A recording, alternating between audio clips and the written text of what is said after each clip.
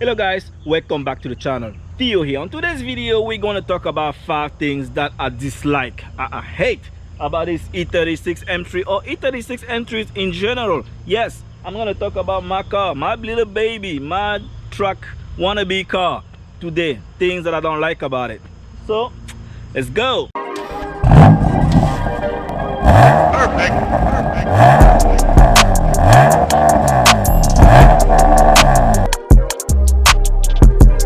If this is the first time you stop by the channel, thank you for stopping by. Behind me I have my E36 M3. Yes, that's one of the cars that I have on the channel. I also have an F80 M3 on the channel that I talk about, although I didn't really post too much about it in the past few weeks, but video about the F80 coming soon. So again, make sure that you subscribe, make sure that you like, browse the channel to see what type of other content I do about this car. I do a lot of mods and I'm building this car to be a truck car. On today's video, as you saw by the title or the introduction, is about the 5 things I do not like. I do not like about this car.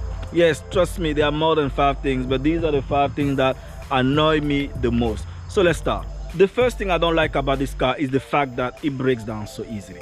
Lord have mercy.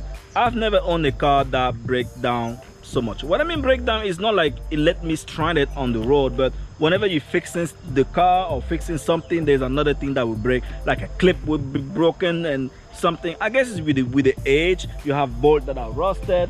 It's a pain. Whenever you're trying to replace something, the instruction is simple, maybe remove 3 bolts, but then there's one that is seized and things like that. Yes, that's the thing I hate about this car the most. I would say every single time I want to do any job, I always have to order like new bolts and things, because I already know that something is going to stop me from doing it. And here you have clips on the inside that are broken, things that just don't work, electrical little issues, and it is painful to work on the car. Not only that, you have issues. For example, people have this car and this door thing right here is sagging. You have the glove box cover sagging, headliner I meant to say, sagging. So many little things that BMW could have probably addressed in the beginning, making sure that the parts are like nice, but no, they use whatever part they use and now we're paying the price. Yep, first thing that I don't like about the car is the fact that it just breaks down so easily. The second thing I don't like about the car is the known issues that this car will have, or any E36 in general we have.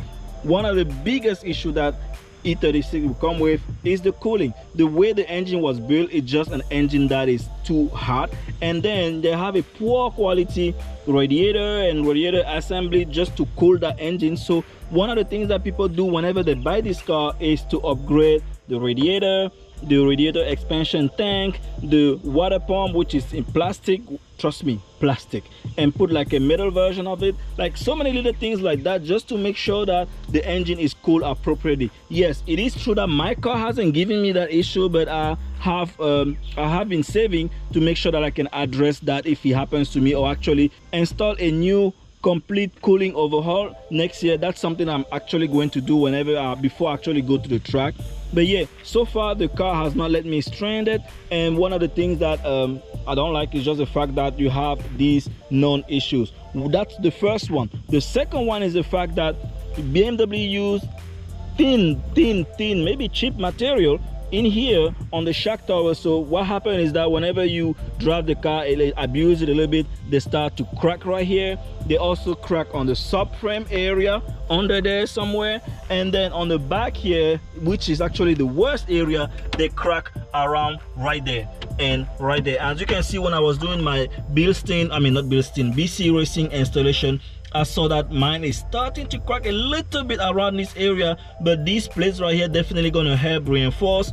But I definitely have to put, you know, welding plates on this end and on that end right there. So those are things. Also, you have the subframe that has the same type of issue, because BMW chipped out a little bit about the materials that I use here, and an E36 also has the same problem. But the funny thing is that when you go to the E34 or E39 car community, they don't have these issues. This is only for the E36 and E46.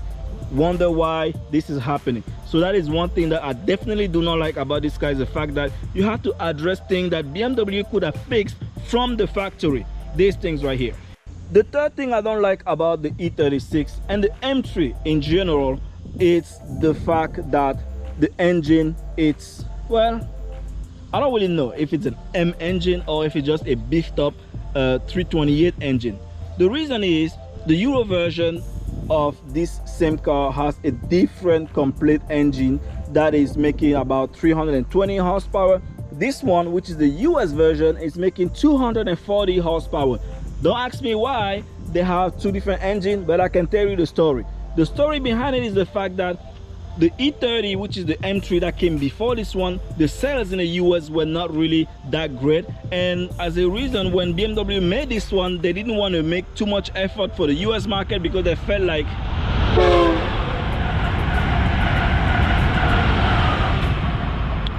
okay, this is what happened when you shoot next to train station. So as I was saying, when BMW made this car, they didn't want to send it here because they felt like it would be expensive for the US market to purchase.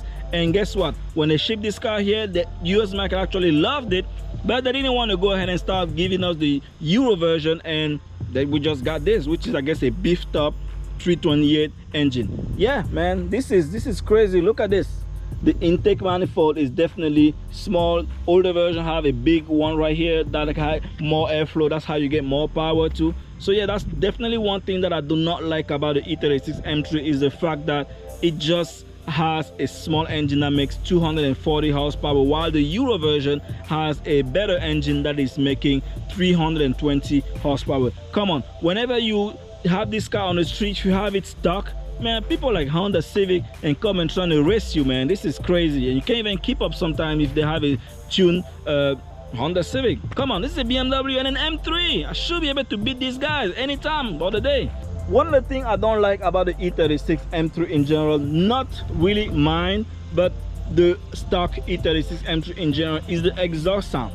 Before I change my exhaust, I'm gonna link at the top right here the video of when I was changing. You can hear the sound of the exhaust when it is stuck. It is quiet. It's as quiet as a Prius can be. For an M car to be that quiet is disappointing. But then once I change it and you put that UC cursor, it's like I opened a can of light. Trust me, the engine started being better, revs were nicer. Now you feel like the engine is actually breathing, and then the exhaust sound was gorgeous. It was this symphony that, trust me, if Beto was alive, he would probably put this in one of his songs. Trust me, it is sounding beautifully. Now, one thing I don't like about the stock car is the fact that it just have a shitty exhaust. Yeah, it sounds disgusting. The final thing I honestly do not like about this car is the build quality. BMW chipped out inside the car with the material they have. We have a lot of plasticky things. That's why things break down easily. Like when I bought this car, this was nice. One day I was just putting something right here. I think it was like a cup of water or something. This broke down, and that's it. You know, plasticky material. Look at that.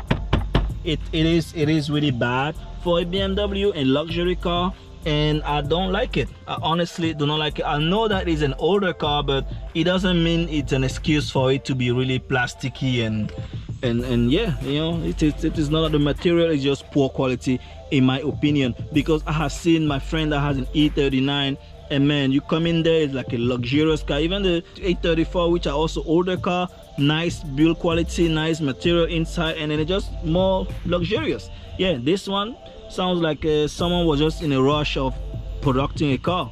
That's it, man.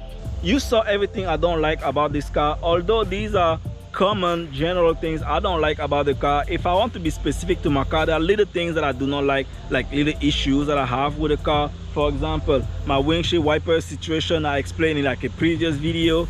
Little things like that that I honestly just learned to live. How many trains happens here? God, Lord.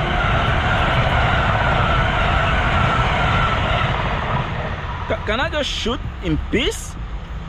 Train just passed by 5 minutes ago. This is crazy.